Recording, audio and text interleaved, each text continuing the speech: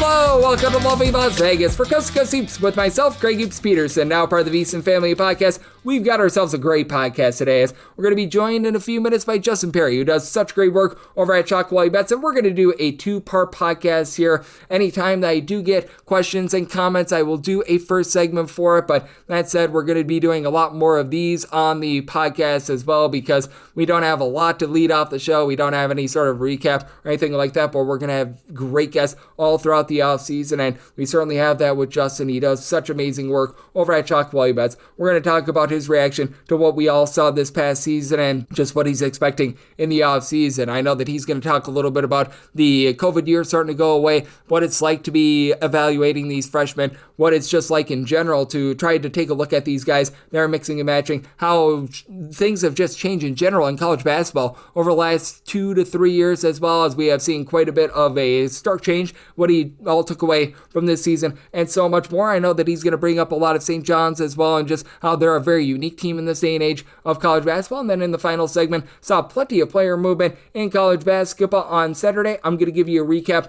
of all of that, and if you do have a question, comment, segment idea, what have you for this podcast, you have one of two ways we offer those in. First one is my Twitter/X timeline at gunit_81. Keep in mind, letters EM, they beat us on matter, so as per usual, please do send these into the timeline. And the other way is find an Apple Podcast review. If you rate this podcast 5 stars, it is very much appreciated. And then from there, you're able to fire in whatever you'd like to hear on this podcast via that 5-star review. Did not get in any Twitter/X questions today, but everything is powered by Edge Boost over at edgeboost.bet. You're able to get access to your funds 24/7, 365, and when you utilize that promo code of Greg, G-R-E-G, they will match your first deposit up to $25. And now let's be joined right now by our good friend Justin, as this man does a little bit of everything. His main beat is over at Chocolate Bets, but additionally, he's doing a very rock-solid job taking a look at everything in terms of the NBA and the WNBA front over there at Chocolate Bets as well. He's over at Action Network. He's doing a great job over at Pitcher List for those of you guys that are much like myself and also love yourself a little bit of baseball in your lives. And I know he's been doing some great work with Seth Davis's new website as well. You're able to follow him on Twitter/X at his first and last name, Justin Perri. Last name is spelled Perri, the number 8 all together. And Justin, it's always great to get you aboard. Thank you so much. Greg, always a pleasure to be here. Always a pleasure to chat a little college hoops. Doesn't matter if we already crowned a national champion. There's still more to do because next season is already around the corner. Yep, there's already north of 2,000 guys in the transfer portal, and teams are looking to be able to build the rosters for the 2026 NCAA tournament. And before we do hit upon some of those moves, before we do scrape the surface on what we're all going to be getting this offseason, how did you just view this past season that we got? Because we got 4 1 seeds into the Final Four. We have been talking about it all throughout the season on the podcast, that there was really we felt big 4 teams in college basketball and then everyone else. And those ended up being the 4 teams that made the Final Four. And I thought that it was a very interesting season in general, and I'm not sure if we're going to be able to see it once again this next season where you have 4 clear teams like we had this year. I feel like this was a little bit of a one-off, but I do think that it might be a little bit more of a sign of things to come in terms of perhaps a bit more of a divide between some of these have and have-nots. It wouldn't surprise me at all, but I think the separation between the have and the have-nots will be less so, right? There won't just be this cream of the crop. We saw Duke from a mile away. We see Houston from a mile away. Florida looked like a beast. And Auburn, too. It didn't really come as much surprise to see those teams get as far as they did. And I think we'll see similar levels, but more teams get there. I don't know how much further you can go in college basketball than what Duke attained. And we saw that even with this hyper-efficient team, that they didn't cut down the nets. And it's happened many times where the top Ken Pom team doesn't actually end up cutting down the nets. And I still think you can sit here today and say they were the best team on paper. But again, it just doesn't work out like that sometimes. And that's the magic of college basketball. So it's awesome that they didn't win. It's a disappointing as someone who recommended for people to trust Duke to get it done. Yes. But it still illustrates that even when you have this awesome team that no one's ever seen before, they can still lose a single game, right? And so as more teams get into that upper echelon, which statistically looks like that 35, 37, 39 level adjusted efficiency, we'll see a little bit more balance return to things. Yep, I do think that it's going to be a bit more balanced than what we saw this last season. I don't know if we're going to be going back to having St. Peter's making the Elite Eight like we saw a few years ago, No. but at the same time, I think they're probably somewhere between A and B. Somewhere between St. Peter's making the Elite Eight and what we saw this past season. Most likely going to be the result, and I do think that it is just so interesting to see how the game of college basketball is evolving. And I want to get your thoughts on this because you've got all the data from shot quality and you've been doing a great job with this over the last few seasons. Over the past, like, let's call it 3, 4 seasons of college basketball, what would you say is the biggest difference that we have been seeing in the sport? Because we have seen over the last few years scoring be a little bit on the uptick, just overall efficiency being up as well. And I find that to be the most striking thing that I've noticed just from observing the sport the last few seasons. Yeah, I mean, I don't want to toot my own horn too much, our own horn too much, but it's the shot quality revolution. It's been seen, I think, at a lot of levels of basketball. And, it's our key metric over at shot quality is rim and three. That's what we sort of brought to the forefront in the conversation. And what does that truly mean? It means abandoning the mid-range is what I think has actually happened. And it leads to that level of efficiency that has never been before seen.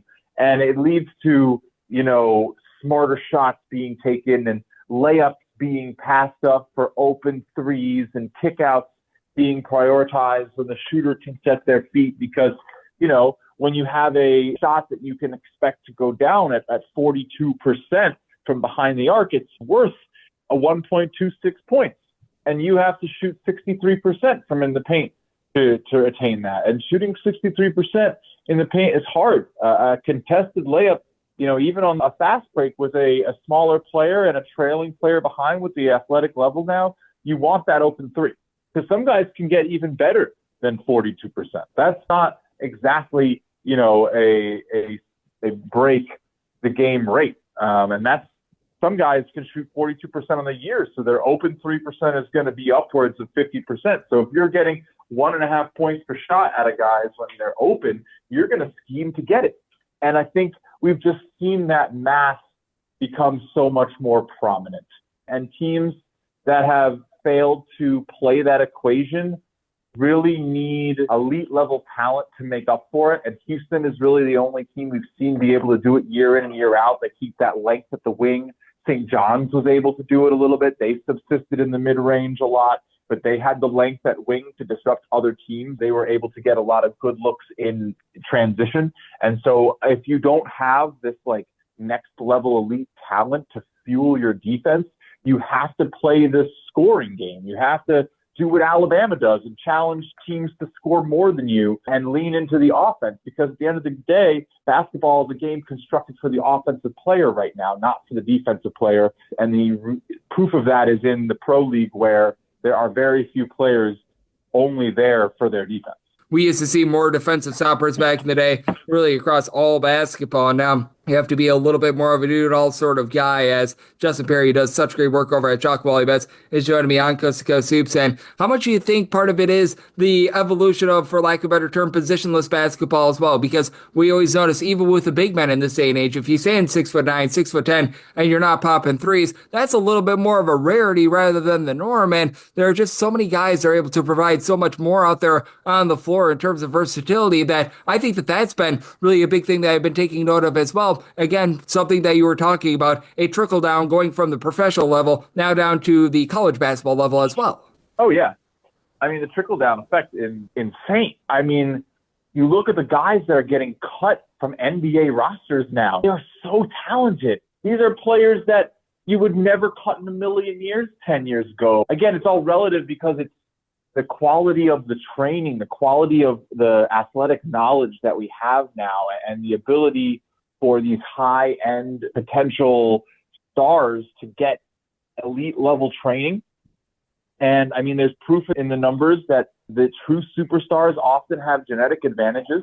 I think there's like close to above 40% of the current NBA is related to past NBA members. And so you are already at a disadvantage. And there's also, you need to be able to get in the gym young and not have a lot of the barriers to entry, time and financial commitments and all this type of stuff now to really attain the elite level. But even then, it's happening at a really high rate where the competition level is rising so fast. We have the child of Carmelo Anthony and Carlos Boozer, both projected to be absolute monsters, likely better than their fathers, because their fathers didn't come from having every single trainer at their will, along with the genetic certainty of making it. And that trickles into the college game. And we're seeing higher level basketball than we've ever seen. It is awesome. The one thing is right now is that the game is so solved that it feels like it doesn't lead to a diversity in style, and it can lead to some dryness. But I think the college game solves that a little bit more so than the pros, because you just don't have the elite level shooting that you can lean on. So the two can still be a valuable shot, and getting to the rim is still pretty buoyed by shooting evenly at some levels. We're seeing it at the high majors now. There's just some shot making that's so good that it starts to just be about rim and threes and, maybe a little dry. But I love it. I still think it's great because it's still rare to be that good. And we saw it with Florida. At the end of the day, their ability to attack the rim and shoot the three and wear you down with that ability time and time, possession over, just was too much for everyone. Yep, absolutely. And I'm so glad that you mentioned that about the relation to former members, because I feel very old when I'm talking about like Carlos Boozer's kids and what they're going to be able to do in college basketball, because it's like, oh, I love that guy when I was in middle school and high school. And I still remember when Jameer Nelson Jr.'s kid was playing over at George Washington. That's the first time when I really started to feel old. And now we're seeing much, much more of that. Like, I remember seeing Carmelo Anthony out there on the floor just a few short years ago in the NBA. So there's certainly that aspect of things, as Justin Perri, who does such great work over at Shot Quality Bets, is joining me right here on Coast to Coast Hoops. And I'm so glad that you mentioned that with regards to a team like Florida, because they did a nice job of being able to bring in transfers, but bringing them in for multiple years. And when it comes to shot quality and the way that you're going to be evaluating the transfer portal, because let's call it what it is, when this podcast is uploaded, there's going to be north of 2,100 players in the transfer portal, which means that there's going to be fewer guys that are going to be actually staying at their school rather than entering into the transfer portal. If you just do the numbers game, how do you take a look at things like this when it comes to teams being able to come together in good/bad fits? Because that's such a big part of it. I do think that the teams that brought in transfers but kept them for multiple years, much like Houston did, much like Florida did, I think that these are the teams that are really starting to succeed in this day and age of college basketball. Oh yeah, the hybrid of culture and transfer. How cool to see Elijah Martin come in and be in a Final Four, make a transfer, and then get back there and cap it off. He did what everyone from that group was trying to do. Go find a place where his talents can be amplified by the resources that can bring in a complementary roster and create a true fit. And I mean, look, Arkansas was great with John L. Davis, and Michigan was awesome with Vlad Golden. You can't help but wonder what happens if they all stay together at FAU, right? Like, you can't help. But the cool thing is that this all works. And that these good players that made these runs, that transferred, it continued to bring success, and it can work. And it is about smart roster construction like the pros. St. John's, no, everyone wants to get upset about the fizzle out, but it's so casual to do so. I'm sorry. They probably should never have had those expectations to begin with. We should have leaned on our preseason priors more. And there's reasons why, and I think maybe it even comes down to emotional reasons why, because they achieved so much. Right? They were not expected to be a number 2 seed in the tournament at all, let alone have the Big East player of the year, another all Big East player come out of nowhere, transfers. But my point is that Rick Pitino knows how to put a roster together. And when you actually properly meld skill sets, you can outperform the cost of the big inflated budgets that are just throwing money at players that scored a bunch. So there is certainly something to be said for teams that are doing it smart. And I think you can trust what you saw this year. I trust St. John's. They're about to have an awesome weekend of signings. Savion Lee might be on St. John's by time this is posted. I don't know what happened today. I know I saw him in St. John's red wearing number 1, which they gave to Kadari this year. I know that's not a small deal. This is the next level of college basketball where efficient, smart coaches offer to bring in talent, improve them in a way such that they better fit and amplify a system of role players around stars that work like the pro game. It's a sad thing, I guess, for people who are purists. I'm a gambler. I'm an analyst, and I just want to get it right tomorrow. I don't really hold on to the way it was. And anyone who hasn't noticed a change every year is just kidding themselves, because it's always changing. It changes within the season multiple times, the way this game is like evaluated and how it's sort of always a push and pull. So I'm not really upset about it. I think I'm excited mostly about, maybe less COVID eligibility. Who knows what's going to happen with Eddie Lampkin? Shout out Eddie Lampkin. I love him. But is he really going to play another year? I don't know. But I'm ready for there not to be 5th year, 6th year concerns. I'm ready to get back to a little bit more impact from freshmen because of it. But I do think those points ring true, where evaluating and creating rosters will always work better than just throwing money against the wall. And if you can find the people who are doing the former, you can do very well. And you bring up one other good point that I want to touch upon as well, because you just mentioned it. These guys are going to be running out of COVID eligibility and everything like that. We're going to be seeing fewer guys going for their double doctorate, because we've had quite a few of those guys. Look no further than Seth Towns a few seasons ago when he was over at Harvard, Ohio State, Howard, and he still had a year of eligibility if you wanted it as well, which I still think is the craziest part. But that said, when it comes to college basketball, the one thing that I've always had a tough time with is being able to evaluate freshmen, and that's been one thing that has been refreshing over the last few seasons with all these transfers, with having the 5th year of eligibility, even if it's at a low major level going on up to the high major level, having that sample size there. How difficult is it for you personally to be able to evaluate those freshmen? Because obviously, when it comes to your work over at Chalk Value Bets, you're able to see what these guys are able to do at a low major level. You're able to translate that up, or translate a guy going from the high major level that they might have been on the bench downward a little bit as well. And I feel like one of the biggest unknowns is what you're going to be able to get out of these freshmen, because you just never know with them going from high school to college. It's a very tough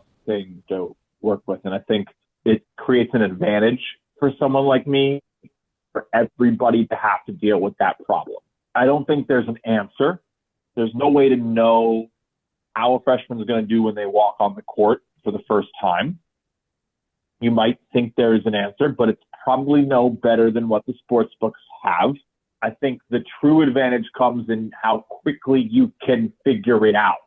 You're not going to know it before it happens, but how quickly can you separate the reality of the situation, the reality of the impact, and the reality of the efficiency from maybe some of the luck, some of the fake lineup trials, and the weirdness that starts the season off in the non-conference. How quickly can you pinpoint how effective that player is?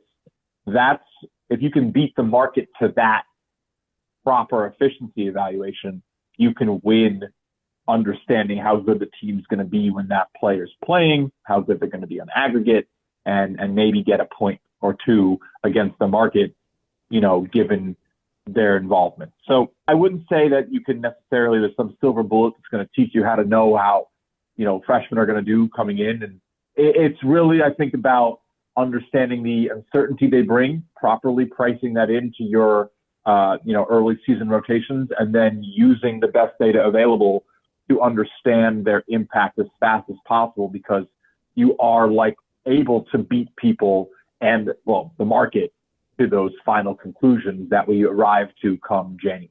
No question about it. There's a lot to be able to parse through, and I know that you, Justin, you never rest on it. You do such a great job on the college basketball front end. I know that you're doing other great things over there at Chalk Value Bets, Action Network, and so much more. You, much like myself, do a great job on the baseball front, and I know that you're utilizing those shot quality numbers right now for the NBA. I know that you guys have done a little bit of work in the WNBA as well for those that are looking for some summer basketball sweats as well. So let the good people at home know it's all on tap for you and how people can follow along on social media and other platforms. Yep, we are basketball all year round. Of course, take the little forced break there when the WNBA ends before college resumes. But Top Quality Live Betcast, our live betting stream, will be on twice a week.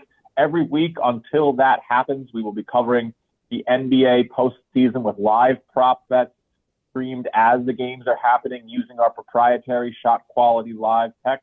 And like you said, covering some fantasy baseball, about to dip my feet in there as well. We'll be doing WNBA, having fun, trusting the data.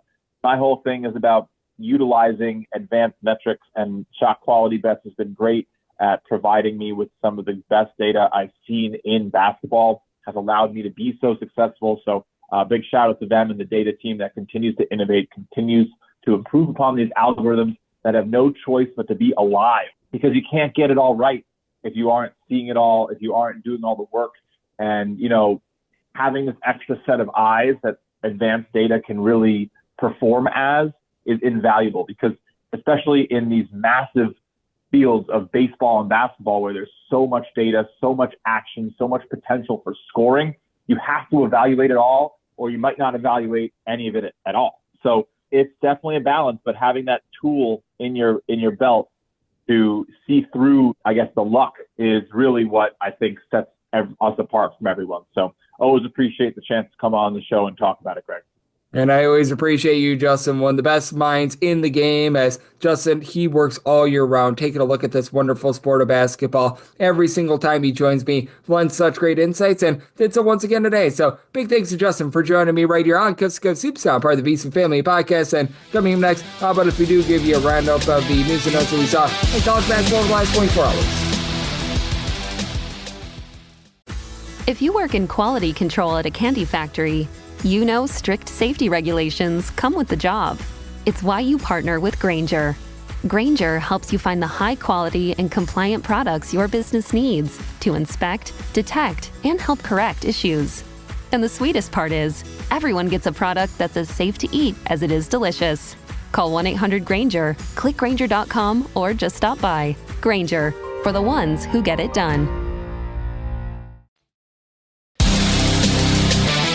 And we're back here in lovely Las Vegas for Coast to Coast Hoops with myself, Greg Peterson, now part of the VSiN Family Podcast. Always great to be joined by Justin Perri, who does such great work over at Shot Quality Bets. Great insight from him. It's always just amazing to be able to get all these insights that he's able to come up with. And every single time he joins me, lends such great insights. So a big thanks to Justin for joining me in the last segment.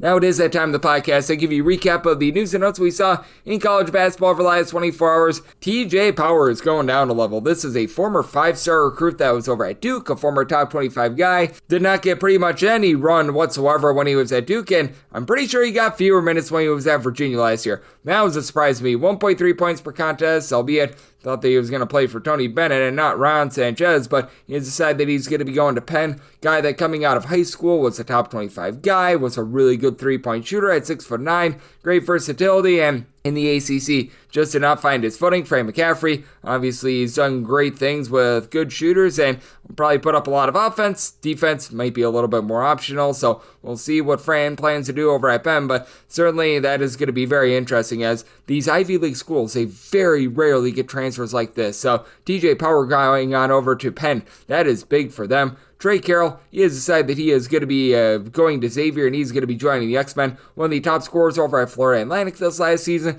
12 points per contest, a little bit over 5 boards, 6'7", does a little bit of everything. Not a guy that's necessarily going to light you up from three-point range, but is capable of stepping out, being able to launch it from the outside. So this is going to be a solid pickup for Xavier, and with it now being Mr. Richard Pitino in the fold, he's looking to turn over a little bit of a new leaf.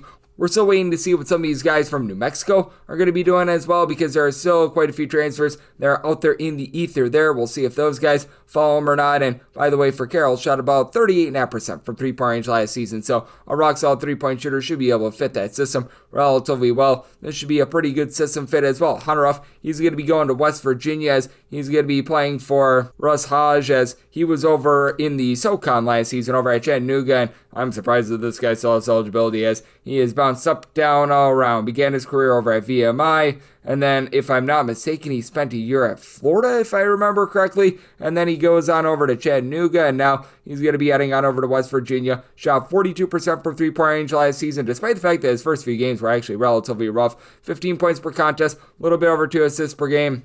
Defense leaves a little bit of something to be desired, so Hodge gonna need to work on that with him, but certainly a guy that's able to pop in the locket from three-point range. Max Green, he was the Patriot League Rookie of the Year this past season. He's going to be heading on over to Northwestern, so he's going to a higher level of education there. 6'6", a little bit of a combo player, was able to average 15 points, 3.5 assists, CO per contest with his 6'6" size, shot 38% from three-point range. Rock solid for a Northwestern team that you can tell that they were having a little bit of a tough time moving on from Boo Buie. They're going to need to get a little bit of rebounding, and for Green, he's able to provide a bit of that. You'd like to see a little bit more rebounding out of him, but still relatively rock solid pickup there. Central Florida has been busy over the last 48 hours. They had to get busy because they were one of the teams that was in the Crown title, so that meant that they got a little bit of a later start than a lot of teams, but they are picking up George Beal from Hampton, who was a nice 40% three-point shooter this last year. 13 points, a little bit over 2 rebounds per game. Again, guy that needs to work on his defense a little bit, but he's going to be joining Jordan Burks,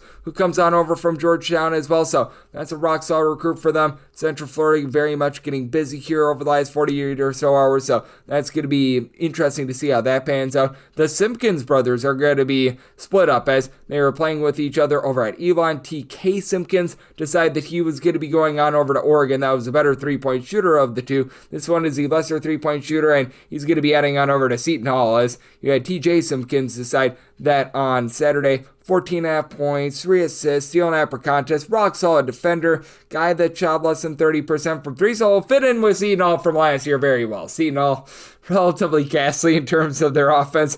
They're going to need to be adding a few more guys in terms of their three-point shooting, as the only other guy that they added was Adam Bud Clark, who he was rock solid over at Merrimack last season, but another guy that was great on defense leaves something to be desired with his three-point shooting. So Seton Hall still has not learned. We will see what is going to be happening there, but certainly fascinating to say the least. At Seton Hall, it feels like it's not really learned from their mistakes of last season. Madison Durer is going to look to get her done, as he decides that he is going to be going from Monmouth to UNC Wilmington. Spent 2 seasons ago over at the Citadel. This past season was a good number 2 scorer for Monmouth. He's going to be staying within the northeast part of the country, as he was averaging 12.5 points per contest, a little bit over a steal per game, and he's a good three-point shooter, as he's also going to be joining Christian May, and he is going to be joining Jonathan Lamothi over there at UNC Wilmington as well. So Wilmington picking up quite a few guys from the Coastal Conference. That's going to be big for them moving forward, and I do think that he's going to do a nice job with his 6'5" size overall, so do like to be able to see that. You've got Jakari Lane heading on over to play some Bucky ball, as Bucky McMillan took the job over at Texas A&M less than a week ago. Now he's starting to haul in their recruits already. Jakari Lane, very rock solid over at North Alabama this last year, and North Alabama was very much an improved defensive team. 17 points per contest, was able to generate a little bit over a steal per game. Shot 41% from 3. Now, North Alabama, not a heat-seeking missile sort of team that generated a lot of turnovers. Going to be very interesting to see if Texas A&M is going to be playing that same Bucky style of basketball, but certainly this is a versatile pickup for them. Guy that was able to shoot a ball from three-point range that very much does fit the Bucky McMillan system, so that's going to be good for them. This is also going to be very good, as you've got Gabriel Pizzotto. He has decided that he is going to be going to Xavier as well, so Xavier getting very busy with regards to the transfer portal, so that is another guy that's going to be coming in along Trey Carroll. And for Pizzotto, he did miss a few games this past season, but 15 points per contest. He was able to throw in there a little bit over a steal per contest. Evansville was one of the more rough teams with regards to offense this past season. Being able to bring there a guy like that, I think is going to be able to help them out moving forward, and this is of help as well. As I mentioned on this podcast, I'm not going to be reporting every single guy enters into the transfer portal, because let's call it what it is. We've got north of 2,100 guys now in the transfer portal, but when a guy returns to where they came, that is actually news, and Chase Johnson is going to be doing that for High Point. High Point did lose their coach a few days ago, but that said, they hired from within the system. They hired on the associate head coach, so they're going to be maintaining a little bit of camaraderie there. And Johnson, he was a one-trick pony this last year over at High Point. 7 points per contest, shot 42.5% from three. Not going to give you a lot of defense, not going to give you a lot of rebounding, but a rock-solid three-point shooter that was previously at Florida Gulf Coast. He's going to be staying at High Point, so that is very much a high point for them. That's going to be able to help them out moving forward. We are on to Cincinnati with this one, Jalen Haynes. He was over at George Mason last year. He is going to be heading on over to Cincinnati. 6'8" big man that began his career over at East Tennessee State and was rock solid down low for George Mason. 14 points, 7 boards.